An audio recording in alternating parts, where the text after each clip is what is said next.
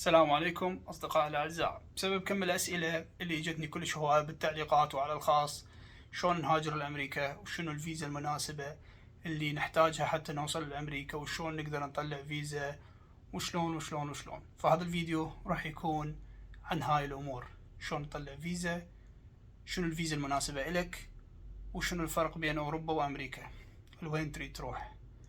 فالمهتم بالموضوع يشاهد الفيديو للنهاية، وخلونا نطلع نتمشى شوية. طبعا هذا الفيديو راح يكون آخر فيديو عن الفيزا والهجرة وهاي الأمور، لأنه ببساطة أنا قناتي مو مختصة بالهجرة وما راح تكون مختصة بالهجرة بأي يوم من الأيام. مجرد أنا حبيت أفيد الناس وأنقل تجربتي وأحكي لكم شنو اللي لازم تسوونه. ببساطة قناتي هي عبارة عن قناة مختصة يعني بحياتي اليومية، سفري داخل أمريكا، خارج أمريكا، التحديات، المواقف اللي ممكن تصير وياي، العمل، هذه الأمور. لكن هذا آخر فيديو راح يكون عن موضوع الهجرة. أتمنى من الناس أنه يتبعون هاي التعليمات اللي راح أقولها، لأن ما راح واحد يقول لك أنا ما أعرف. دائما الناس يحب يحكي يقول لك أنا أعرف وأنا كل إنسان إجا فيزا معينة وكل فيزا مختلفة. فاللي أنت لازم تسويه أنه أنت تبحث عن الموضوع. لكن يعني من كثر ما تجيني رسائل عن شنو أسهل فيزا ساعدني أهاجر، أكو طريق مضمون، شنو نوع الفيزا اللي طلعت بها، قررت راح أقول كل شيء أعرفه، سواء قريته، بحثته، تجربتي الخاصة، سألته، وراح نغلق هذا الباب إن شاء الله للأبد. هذا الفيديو راح يكون مبني على أساس مواقع رسمية، تجارب ناس عرفتهم أو عرفت قصصهم حقيقية، وأرقام موثقة من تقارير الهجرة الدولية. وراح يكون طبعا بها أمثلة عن هواي ناس وشنو تجاربهم وشلون طلعوا وشنو الفيزا اللي استخدموها. اللي أعرفها كلش هواية صراحة، فراح أذكر قسم من عندها يعني. فإذا أنت فعلا تفكر تهاجر وتريد تعرف الحقيقة بدون أي تضليل، بدون كذب، بدون سحب مشاهدات وهاي الأمور، فهذا الفيديو راح يكون لك، شاهد للنهاية. بدي بأول نقطة وأهم نقطة اللي هي أفضل فيزا. ماكو شيء اسمه أفضل فيزا. خلي نكسر أول خرافة تقول إنه أفضل فيزا. أكو شيء اسمه أنسب فيزا إلك. على سبيل المثال فيزا F1 للطلاب، شخص حصلها بسهولة. ليش؟ لأنه طالب ممتاز. واحد ثاني قدم على نفس الفيزا ورفضوه. ليش؟ لأنه ما قنعهم إنه راح يرجع. القنصل لما قعد وياه ما اقتنع إن هذا الشخص راح يرجع البلد. هذا الشخص اقتنع إنه راح يبقى بأمريكا ويستقر هنا ومستخدم هاي الفيزا عذر. طبعا دائما انتبه إنه ضابط الهجرة والقنصل يكونون مدربين إنه هو يفهم من نظرات عينك، يفهم من خوفك على بعض الأجوبة، لما يشوف قلق عندك فهو يفهم هاي الأمور. ولهذا دائما يقول لك أنه أنت ما تكون متنرفز أو ما تكون قلق بالمقابلة. على سبيل المثال شخص طلع على فيزا B1 زيارة علاجية بسبب مرض أمه، كان مرافق وياها. واحد ثاني رفضوه لأن ما عنده وظيفة أو حساب بنكي يغطي الرحلة. فالأغلب لازم تفهم أنت شنو تحتاج حتى تقدر تاخذ الفيزا. رقم واحد راح يكون عندنا انه نفس الفيزا، بس الظروف هي اللي تقرر النجاح او الرفض بالنسبة للفيزا. وفيزا السياحة يسموها الB1 والB2. لازم تثبت بهاي الفيزا انك راح ترجع لبلدك. هي مو مخصصة للشغل او الدراسة، مجرد زيارة تيجي تبقى فترة وترجع. وراح اكتب لكم الموقع جوا. أهم 3 أسباب تكون إنه الفيزا مالتك ترفض هي ضعف الروابط مع البلد مالتك، إنه أنت ما عندك أي شيء ترجع، لا وظيفة قوية ولا بيت ولا سيارة ولا حساب بنكي، فأنت معناها احتمال كبير ما ترجع. أكو شكوك إنه أنت تنوي البقاء، أو نقص بالوثائق اللي أنت تقدمها. مثال على ذلك قصة أبو حسين من بغداد، قدم B1 للعلاج مع تقرير طبي من الهند، رفضوه أول مرة. قدم مرة ثانية مع كشف حساب بنكي بمبلغ معين من المال، انقبل.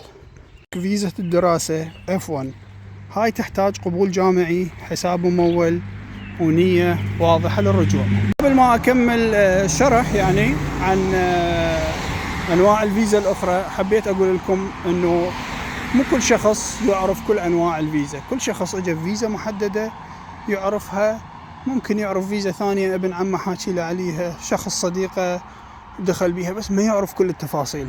كل فيزا عالم ثاني، متطلبات مختلفة، شغلات موجودة بيك أو مو موجودة بيك، وثائق مختلفة، ترتيب الفيزا مالتك، يعني سواء فحص طبي، إذا مثلا فيزا هجرة وغيره يمتى يكون، أكو بعضه قبل المقابلة، أكو بعضه بعد المقابلة. فكل هاي الأمور ممكن تكون مختلفة، تختلف من شخص الثاني، فماكو أي شخص راح يقدر يقول لك كل أنواع الفيزا. فهنا اللي أنت عليك تسويه شيء بسيط جدا طبعا، وأنا قلته مسبقا وراح أعيده مرة أخرى، وهو الأهم طبعا. أنا كملت الفيزا مالتي، هواية ناس استخدموا محامي دفعوا $4000 بالأخير سووها بنفسهم. فما تحتاج أي شيء، أنت كل اللي تحتاجه عندك شات جي بي تي، عندك جوجل، تدخل على شات جي بي تي، الخطوة الأهم بس تكتب أنواع الفيزا للهجرة إلى أمريكا أو أنواع فيزا أمريكا، بس اكتب هيك، واكتب لي شرح كل واحدة منها. راح يكتب لك كل أنواع الفيزا ويكتب لك شرح كلها منها ومتطلباتها. وأنت بهاي الحالة ايش راح تسوي؟ راح تقعد تدور عن الفيزا المناسبة إليك. تمام؟ شلون أنت تعرف إنه هاي الفيزا مناسبة إليك؟ واضحة يعني، مثلا هل أنت عندك أمك أبوك هنا؟ لا، هاي أنت راحت منك فيزا لم الشمل. هل أنت عندك خطيبة هنا K1 يسموها الفيزا، هاي راحت منك هاي. هل أنت متزوج مواطنة أمريكية؟ لا، هاي فيزا CR1 راحت منك بعد. فهواي فيز، ركز لي، هواي فيز تكون سهلة جدا، اللي هي مثلا ممكن تاخذ وقت، صح، ممكن ما تاخذ وقت، لكن تكون مضمونة، لم الشمل، زواج، خطوبة، SIV، مثلا شخص بيشتغل ويا قوات التحالف بس شرط يكون عنده تزكية من جنرال، هذا يكون وضعيته مضبوطة وسريعة. أتوقع عادة من 6 إلى 7 أشهر، أقصى شيء 9 أشهر تطلع يعني. فهذا الموضوع اللي حبيت أحكي بيه. بعد ما تروح مثلا للشات جي بي تي وتعرف أنواع الفيز، بهاي اللحظة راح تحدد شنو الفيزا اللي تناسبك. لأن أنت ما تقدر مثلا تيجي تقول والله أنا أريد أطلع فيزا لم شمل، ما تقدر، أنت ما عندك أحد هنا. زين، أنا أريد أطلع لوتري مشكلة، يعني قلتها مسبقا، هي من أضمن الفيز، ما نقول أضمن الفيز، وإنما من الفيز اللي تكون سهلة إذا قدرت تحصلها يعني. بس إذا ما حصلتها هنا المشكلة إنه حتكون يعني حظ، مجرد حظ، يعني أنت تحصلها أو ما تحصلها. فهذا الموضوع معتمد على الحظ أكثر شيء. لكن هي من الفيز اللي تكون سهلة جدا وما تتطلب من عندك أي شيء، مجرد إنه حظ. قدم كل سنة كان الموضوع، وراح أخلي لكم الرابط هنا حتى تقدرون تقدمون عليها. كل سنة تنفتح بشهر 10 لحد شهر 11، شهر كامل، تطلع النتائج بالسنة الثانية بشهر 5. هاي ليش أنا أحكي عليها؟ هاي لأن أنا مقدم عليها سنة واحدة، مجرد فورم حيطلع بالإنترنت، ما يحتاج تروح المكتب وهاي الأمور، بس الصورة تحتاج قياسات مضبوطة شوية وانتهى الموضوع. اللي تحتاجه صورة، ويعني كله أونلاين راح تقدمه، ما يحتاج يعني تروح تملي شيء أو تقدم شيء وتسحب أو تدزه DHL أو تدزه بريد، ماكو. لا، هو كله فورم موجود يمك، تمليه بالإنجليزي وتطلعه تدزه لهم عن طريق الأونلاين وتقعد تنتظر. هاي الفيز اللي، وشوف ماكو شيء اسمه فيزا سهلة لأمريكا. فيزا أمريكا صعبة، يعني أنا ما أحب أحبط أحد، بس هي صعبة، الموضوع مو سهل يعني. أنت شو تسوي بعد ما بحثت بالشات جي بي تي ولقيت بعض الأمور المهمة أو لقيت أنواع فيزا؟ أنت راح تنصدم، صدقني يعني. أنت إذا ما تبحث وتدور معلومة من أشخاص، أنت ما راح تعيش هنا. ليش؟ لأن هنا أكو منافسة شديدة، صح، فرص عمل قوية، صح، حياة حلوة، لكن هنا منافسة شديدة، لازم تبحث بنفسك بإيدك، تدور وتسوي. فالموضوع مو سهل يعني، مو شو مكان بس هيك شيء. فيزا عمل اللي هي H1B يسموها، هاي محتاجة عقد عمل، وهم بيها قرعة، هاي للعلم يعني تصير قرعة سنوية كاب محدودة هاي، بس أكثر شيء تستخدمها شركة البرمجة والهندسة، وبيها قصص هواية يعني. أكو شخص كريم من أربيل، كان يشتغل بشركة أمريكية يعني عن بعد، يشتغل من داخل كردستان. بعد 2 أرضوا عليه عقد عمل مباشر وانتقل. فهي هاي الشركات مرات هي تعرض عليك عمل، يعني تشوفك ممتاز جاي تشتغل أنت من داخل البلد مالتك، يعرضون عليك عمل.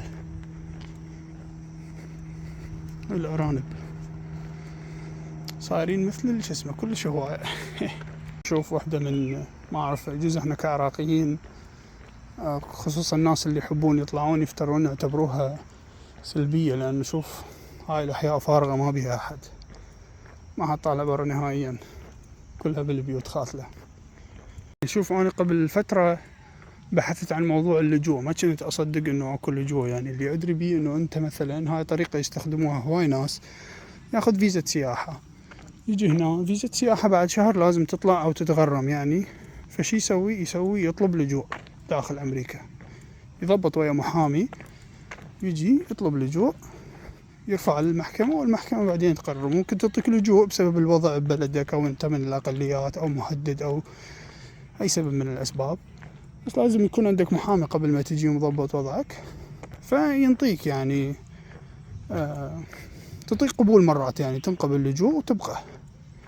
يسموها كسر فيزا، هاي تحويل فيزا من فيزا هجرة، من فيزا سياحية إلى فيزا لجوء. اللجوء يصير داخل أمريكا فقط، ما يصير تطلب لجوء وأنت من غير بلد. فهو هذا اللي أعرفه أنا، لكن بعد ما قرأت وشفت يعني لقيت إنه أكو نوع محدد، ما أعرف بالضبط تفاصيله، لكن أكو لجوء من داخل بلدك. فهواي فيز، يعني هواي ناس يجون فيزا دراسية وما يدرس، يروح يشتغل يكسر الفيزا ويبقى، ويسوون هواي يعني شغلات ما أعرف تفاصيلها. فلهذا ليش أقول لك أنت لازم تبحث بالبداية بتشات جي بي تي، تلقى نوع الفيزا. بعد ما تلقى نوع الفيزا تروح للفيسبوك مثلا، الناس بالفيسبوك هتلقى يعني واصلين مراحل. اكو ناس مثلا واصلين امريكا، اكو ناس بعدهم جاي يمشون بالموضوع، اكو ناس هستوهم مقدمين. فهواي ناس وهواي مراحل موجودة. ايش راح تسوي انت هنا بهاي الحالة؟ راح تبقى تحكي وياهم وتاخذ تجارب حقيقية صحيحة، بدل ما تبقى تسأل هيك وهيك وما تعرف شو تسوي. فالخطوة الأولى شات جي بي تي، تعرف أنواع الفيزا، بعدين تدخل جروبات وتعرف شو يسوي. بالفرق بين أمريكا وأوروبا راح أشرح بعض النقاط. بالنسبة للدراسة، أمريكا بها جامعات عالمية مثل MIT، هارفارد، ستانفورد، بس التعليم هناك كلش غالي، يكون بين 20,000 إلى 60,000 دولار بالسنة. بالنسبة هاي الجامعات الكلش غالية، تعتبر الأولى عالميا، لكن أكو جامعات أرخص، بس يبقى يعني الموضوع كلش غالي. لذلك بعض الناس يمكن يستخدمون طريقة أنه يذهب يعني يتطوع بالجيش، حتى الجيش يدفع عنه فلوس الكلية. هواية هنا يعني الشباب يسوون هاي الحركة. لذلك النظام الأكاديمي هنا مرن وعملي، وأكو فرص عمل بعد التخرج. يعني هواي ناس تجي فيزا دراسة، ورا ما يكمل ينطونه يعني فرصة عمل ويشتغل. يعني سوق العمل هنا كلش كبير، كلش واسع، وفرص قوية. يعني فرص عمل بعد التخرج تتبع على فيزا H1B اللي تحدثنا عليها مسبقا، وكذلك ال OPT. بالنسبة لأوروبا بيها جامعات جيدة وأحيانا مجانية، خصوصا عندك ألمانيا وفرنسا. بعض البرامج تدرس بالإنجليزية، ونظام صارم وتقليدي أكثر من أمريكا. يعني القبول سهل نسبيا، لكن اللغة ممكن تكون عائق، يعني لغة جديدة عليك، ألمانية فرنسية. بل الصحة والطبابة والضمان الصحي بالنسبة لأمريكا جدا غالية. مواضيع الطبية هناك كلش غالية، يعني زيارة بسيطة للطبيب ممكن تكلفك 200-300 دولار. الأسنان هنا من أغلى يعني الأشياء اللي ممكن عملية شغلات كذا تأخذ منك فلوس هواية. بالنسبة للتأمينات، التأمين مالتك طبعا أكيد راح يحدد مدى جودة الرعاية اللي تتلقاها. مستشفيات راح تكون متطورة أكثر لكن باهظة الثمن. أوروبا النظام الصحي شبه مجاني بأغلب الدول، حتى اللاجئ أو المهاجر يحصل على رعاية طبية عادي. جودة ممتازة خاصة في ألمانيا وهولندا، السويد. ضرائب عالية لكن تغطي موضوع الصحة بالكامل. بالنسبة لفرص العمل بأمريكا راح تكون الرواتب أعلى، خصوصا بالتكنولوجيا والهندسة وموضوع الطبابة يعني هنا عندك التنافس راح يكون شديد طبعا. كل ما يجي شخص ممكن يكون أفضل منك راح ياخذ فرصة أعلى أو راح ياخذ الفرصة مالتك. ساعات العمل تكون طويلة هنا، ولكن فرص الترقية تكون أكبر من أوروبا الرواتب أقل نسبيا، لكن أكو توازن بين الحياة والعمل، يعني مو كلها عمل، ممكن بيها كل هواية توازن وتشوف حياتك أكثر من هنا. يعني إجازات أكثر، بعض الدول يعني 30 يوم مدفوعة، شهر ونص بالسنة ينطوك مدفوعة هاي. يعني هنا لا، أغلب الوظائف أسبوعين طول السنة، تتمرض أو كذا يكون عندك أسبوعين هاي مدفوعة، الباقي يكون غير مدفوع.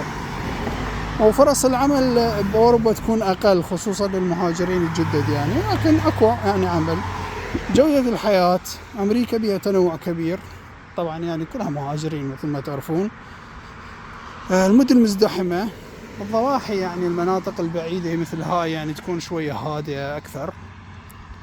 تكلفة المعيشة تكون مرتفعة بالمدن الكبرى خصوصا يعني. بس يعني تعتزل أو تأخذ مكان أو تجي تسكن بمكان أو يعني بلدات، هسه هاي بلدة هولستن بلدة راقية هادئة، وأسعار يعني شوية غالية والله تعتبر، لأن شوية راقي هذا المكان، لكن بعض الأماكن أخرى يعني تكون أرخص. أوروبا جودة الحياة مرتفعة أكيد وموزعة بشكل متوازن. الحياة اليومية أبطأ وأكثر هدوء، هناك كلش سريعة يعني اليوم يخلص بسرعة. النقل العام ممتاز، ما تحتاج سيارة دائما. هنا لا، تحتاج سيارة، كل شيء بعيد عنك يعني، البيوت كبيرة،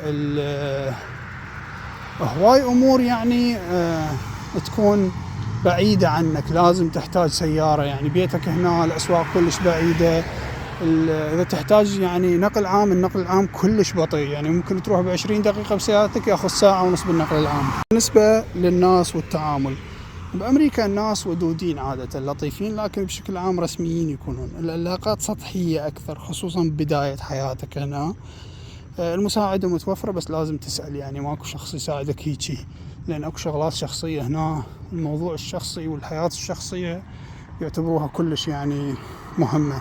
عندنا هواية بيها الجالية العربية كبيرة وتدعمك أكيد يعني. بأوروبا فالناس أكثر برودة في البداية، يعني العلاقات عميقة لكن تحتاج وقت. بعض الدول مثل السويد أو ألمانيا الخصوصية شوية تكون عالية يعني. أما دول جنوب أوروبا إيطاليا إسبانيا الناس يعني أفضل، على حسب التجارب والناس اللي موجودة والناس اللي تحكي بالموضوع. موضوع اللغة بأمريكا لغة واحدة يعني هي الإنجليزية، كل شيء واضح وموحد وسهل. أوروبا كل دولة وإلها لغة محددة، خصوصا يعني عندك تعرف أكيد يعني فرنسي، ألماني، سويدي. الإنجليزي راح يفيدك مؤقتا بس لازم تتعلم لغة البلد. فمثل هولندا الدنمارك يتحدثون الإنجليزية بشكل ممتاز يعني. الاجتماعية بأمريكا عندك تنوع ثقافي ضخم، يعني الولاية اللي أنا ساكن بيها مثلا أمريكان، برازيليين كلش هواية، إيطاليين موجودين، الآسيويين، صينيين، يابانيين، كوريين كلش هواية موجودين. مسلمين قليلين يعني هنا، بس أكو يعني ولايات بيها جالية عربية كلش هواية مثل ميشيغان، نيوجيرسي، كاليفورنيا، تكساس. بالنسبة للمجتمع الأوروبي أكثر ترابطا ببعض الدول، أكو اندماج كذلك ببرامج التعليم والعمل. المناسبات المجتمعية عندهم أقوى أكيد، بس العنصرية صراحة يعني أنا مشتغل بشركات أجنبية، العنصرية عند الأوروبيين أعلى بهواية من الأمريكان. يعني ممكن بالدنمارك حسب ما سألت جماعتي اللي ساكنين بالدنمارك ممكن توصل نسبة العنصرية أو الناس العنصريين إلى 65% أو أكثر من الشعب. بالنسبة لأمريكا الموجودة العنصرية خصوصا بالولايات الجنوبية يعني أو الريفية، فكون عندهم عنصرية كلش هواية، يسموهم الريدنك. بس القانون واضح، تقدر تشتكي تحصل حقك. يعني أي شخص يتعب نفسيتك، هذا سوى هيجي، سوى وياي موقف عنصري، تشتكي عليه عادي. قانون هنا ياخذ مجرى وتاخذ حقك المنقول ثالث ومثلث أو رابع ومربع. بالنسبة لأوروبا لا، تختلف من دولة لدولة. يعني عندك فرنسا وبلجيكا أكو ارتفاع بمشاعر الكراهية وأمور يعني العنصرية.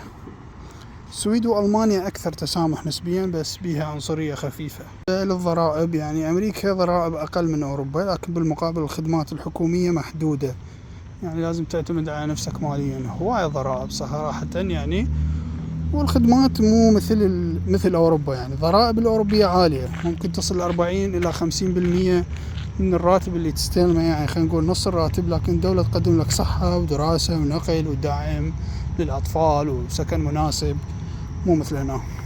سهولة الهجرة أمريكا تكون صعبة، تحتاج شروط قوية، فيزا دراسة، عقد عمل، زواج، لوتري، يعني هاي أمور الفيزا.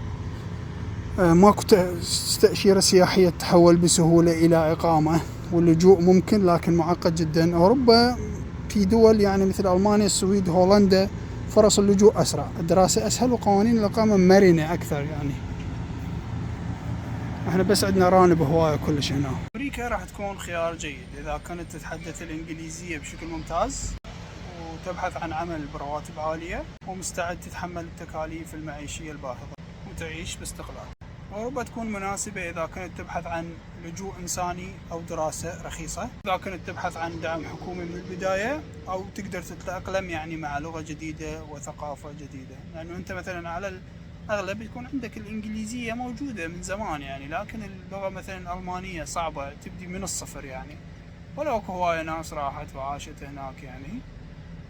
تبقى الأمور هو موضوع اختيار بالنسبة لك، ومثل ما قلت مسبقا موضوع الفيزا يعتمد عليك، موضوع اختيار البلد يعتمد عليك أنت، موضوع شلون راح تتكيف ويا الوضع يعتمد عليك أنت. ولا تتوقع، أنا أقولها هسه وقلتها قبل وأقولها دائما وبعدين، ماكو مكان جنة، ترى كلها بيها سلبيات وإيجابيات.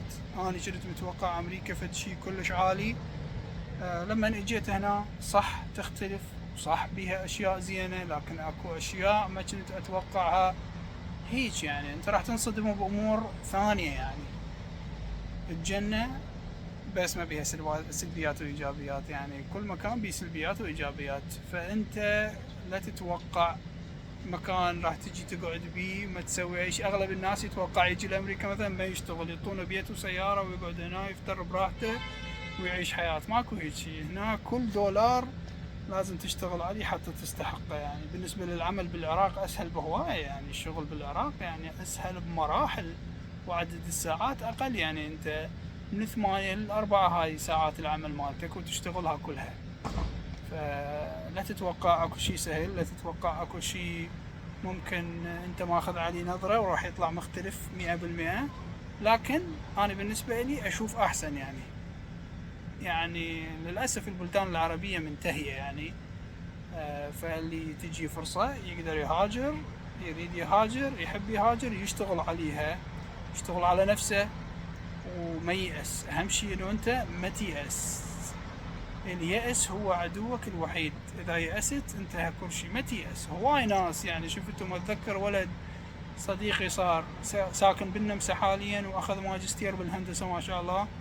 قال يعني كنت أشوف الشوارع مالتهم، الأحياء، السيارات، المحلات، النظافة، الجمال، الطبيعة، الجو، أنبهر. أقول هم صدق يجي يوم وأعيش هناك. وبعدين طلع بالأحداث الأخيرة وهاجر ومستقر حاليا بالنمسا، حقق حلمه. فأنت تحقق حلمك،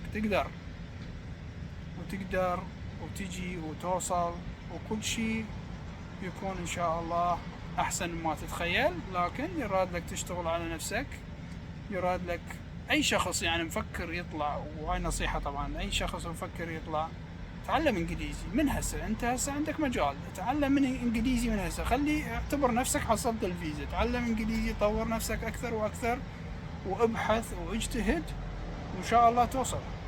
ولا تهتم لأي أحد ممكن يحبط معنوياتك. هي هاي حياتك، أنت اللي راح تعيشها، ما حد يعيشها غيرك. فاللي تريده وتثق انه هو صح سويه. لا تهتم لأي شخص، لا تهتم لأي كلام. سوي اللي تريده واللي انت ناوي عليه، وسوي اللي تحسه راح يطور منك اكثر واكثر.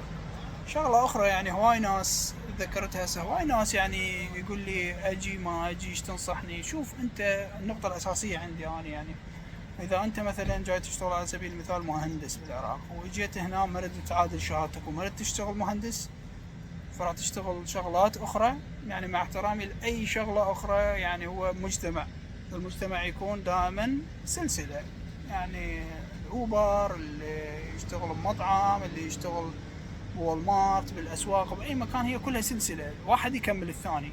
بس أنت تعبت على نفسك واشتغلت، وممكن عندك وظيفة بالعراق ومهندس، وتجي هنا مثلا تشتغل مثلا أوبر أو سائق تاكسي، يعني أنت نزلت مرتبة أقل.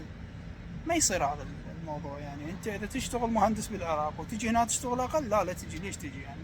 ممكن انت تقول لا حياة وما اعرف شنو، اجي بكيفك عادي يعني، تعال جرب.